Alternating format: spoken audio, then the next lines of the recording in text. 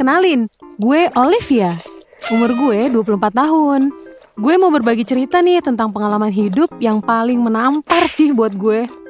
Bener-bener dari kejadian ini bikin gue belajar banyak, walaupun dengan cara yang gak enak. Gue kuliah selama 3,5 tahun di salah satu universitas swasta di Jogja. Gue lulus tahun 2022 dan kayak kebanyakan orang yang pernah tinggal di Jogja, meninggalkan kota ini tuh susah banget. Ada sesuatu yang bikin gue nyaman tinggal di sini. Kalau gue udah lulus, bakal cari kerja di sini sih. Walaupun semua orang tahu kalau UMR-nya kecil banget. Setelah lulus, gue tetap memutuskan cari kerja di Jogja. Gue kerja di perusahaan A ini nggak lama, karena lingkungan kerjanya nggak cocok di gue. Gue nggak langsung gegabah resign sih. Gue akhirnya nyoba ngelamar di perusahaan lain, masih di daerah Jogja juga. Gue ikut tuh rangkaian rekrutmen, sampai akhirnya gue ke tahap selanjutnya di perusahaan B. Gue diem-diem dan izin gak masuk ke kantor A. Bilangnya sih ada acara keluarga, padahal lagi interview. Jangan ditiru ya dek ya. Pas interview sama HRD-nya, tiba-tiba beliau ngajak temennya yang gue kira user, namanya Mas Etan. HRD-nya bilang ke Mas Etan, "Mas Etan, coba sini deh. Ada kandidat oke nih." Mas Etan datang dan ikut interview gue. Orangnya sih kelihatan berwibawa dan santai gitu. Semua interview berjalan lancar sesuai harapan. Besoknya nih, gue dapat kabar kalau gue lolos. Tapi negosiasi gaji gue jadi drama. Kan di perusahaan A, gue udah digaji sesuai UMR Jogja nih. Gue nego gaji lah ke perusahaan B. Karena gue yakin skill dan pengalaman gue udah upgrade pol dah. Tapi gara-gara itu, prosesnya digantung sampai 2 minggu cuy. Setelah 2 minggu, tiba-tiba ada yang ngechat ke WhatsApp gue. "Ini gimana? Kamu jadi masuk gak?" Gue nanya, "Ini siapa?" Terus doi jawab, "Saya Etan yang interview kamu 2 minggu lalu." Gue bilang, "Oh iya mas, saya belum dikabarin dari HRD-nya." Ternyata si Mas Etan cerita, kata HRD gak follow up karena bosnya gak setuju dan gak di-ACC sama gaji yang gue minta. Terus si Mas Etan malah nawarin gue kerjaan di perusahaannya dia sendiri. Gue bingung. Terus dia jelasin kalau dia sebagai konsultan dan CEO-nya. Setelah diskusi, gue diminta buat ngisi posisi sebagai asisten manajer.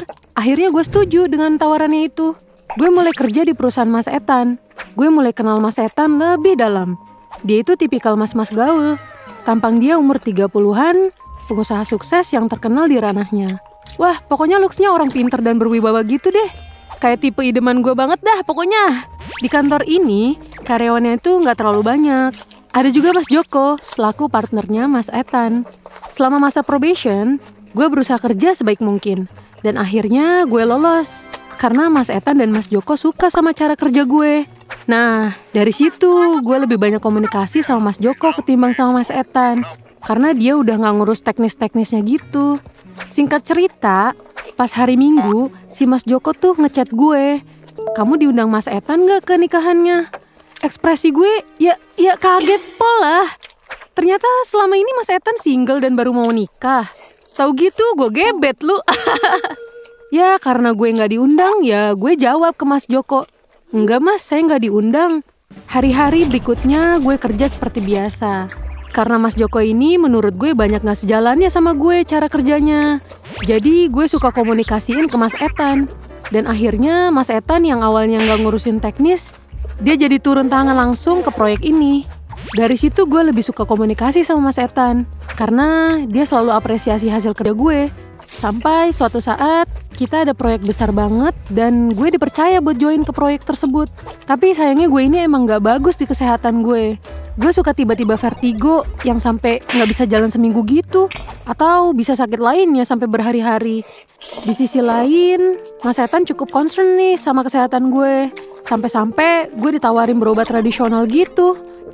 Pas berobat tradisional itu, gue ketemu sama Sita. Ternyata dia temannya Mas Etan. Semenjak itu gue sering diajak keluar bareng sama teman-temannya Mas Etan. Diajak pergi sana-sini. Tanpa Mas Etan malah, cuma sama temennya aja. Gue pikir ini sebagai salah satu pendekatan lebih jauh kali ya. Perhatian Mas Etan bikin gue campur aduk. Ada sedikit GR dan bingung sama sikapnya itu. Kayak masa iya sih bos perhatian segininya sama gue yang cuma karyawannya? Apalagi sekarang kan dia udah punya istri ya. Masa bininya gak marah sih? Gue lihat dari gayanya sih Mas Etan ini lebih kayak orang masih muda aja. Hobi nongki sana sini sama temen-temennya. Temen ceweknya banyak banget kayak santri putri. Dan mereka berteman baik gitu, suka saling traktir. Sampai suatu saat nih, bos gue aka si Mas Ethan lagi bercanda nih soal kecocokan jodoh menurut teori yang dia percaya di depan tim. Dia nyeletuk, gue sama Olive kan cocok, mau coba jalanin dulu gak Liv? Gue kayak diem kayak Monas anjir. Kayak, woi seriusan lu bercanda ngomong gitu di depan anak-anak? Tapi gue gak ambil pusing sih, gue anggap cuma bercandaan aja.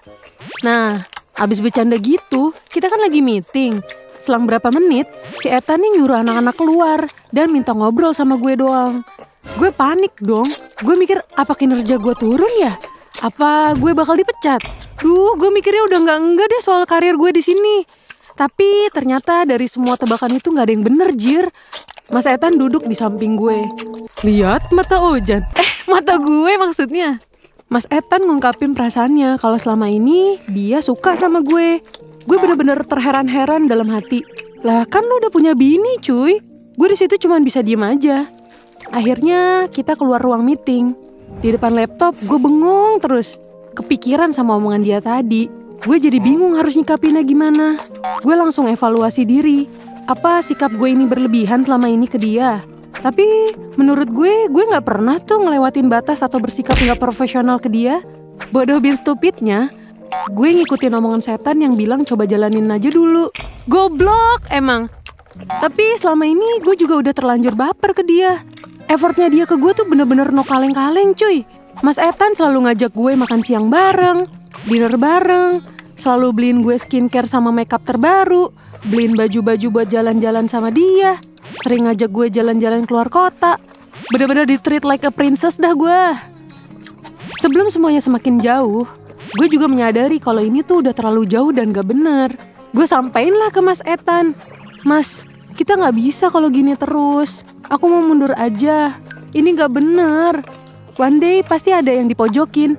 Apalagi kamu orang terpandang. Kamu mau reputasi kamu jelek cuman gara-gara hal ini? Tapi jawaban Mas Ethan bikin gue merinding. Dia ngebantah omongan gue dan bilang, aku tetap pengen sama kamu, Liv. Gak usah denger apa kata orang lain. Kita kan yang ngejalanin. Makin kesini gue paham nih sifat Mas Ethan yang asli. Dia bener-bener di depan publik tuh berwibawa dan suka ngasih ceramah ke orang-orang gitu. Apalagi kalau udah di sosmednya, bener-bener postingannya kayak paham agama banget dah. Tapi dibalik itu dia nggak sebaik yang terlihat. Dia NPD atau Narcissistic Personality Disorder, alias gangguan kepribadian narsistik. Kalau dia lagi cerita sama gue nih, yang dibahas dirinya sendiri terus. Dia juga pernah bilang mau jadiin gue bini kedua. Pokoknya jauh beda sama first impression gue ke dia.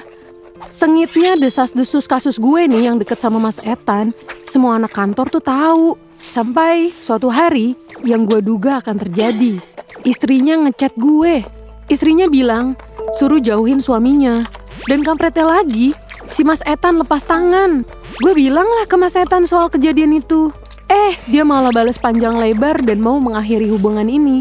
Dan gue disuruh angkat kaki dari perusahaan ini tanpa ada kejelasan sedikit pun dari Mas Ethan. Setelah gue selesai sama semua urusan kantor, dia ngeblok gue dari semua akun. Bajigur kata gue teh. Bangsat, lu yang mulai, lu yang ngacak-ngacak. Abis itu gue ditendang, kan kampret nih orang. Bener-bener lo ya Tan, setan bukan Ethan lo. 2 minggu full gue nangis dan gak mood ngapa-ngapain. Akhirnya gue mutusin buat angkat kaki dari Jogja. Tapi sebelum gue cabut dari Jogja, gue sempetin pamit sama si Sita, temannya Mas Ethan dan teman-teman lainnya. Gue cerita apa yang terjadi dan ternyata Sita juga pernah digituin sama Mas Ethan. Tapi bedanya Mas Ethan ngedeketin Sita yang udah bersuami. Sita juga sempat dijauhin sama temennya Mas Ethan karena mereka ngira Sita yang deketin dan ganjen ke Mas Ethan duluan. Di hari itu gue sadar, pantes aja mereka udah gak pernah kumpul lagi sama Ethan. Karena emang dia red flag, Jir. Juga nih ya, hubungan bisnis beberapa partner kerja rusak karena masalah personal. Ya, that's the end of the story. Sampai detik ini gue belum dapat kejelasan dari dia. Memang di dunia kerja ini banyak yang kayak gini. Tapi jangan sekali-kali lo coba-coba hal kayak gitu. Apalagi sampai terlena terlalu jauh. Ingat, karma itu ada. Gue percaya, apa yang lo tabur itu yang bakal lo tuai. Segitu dulu ya cerita dari gue pamit dulu. Bye-bye.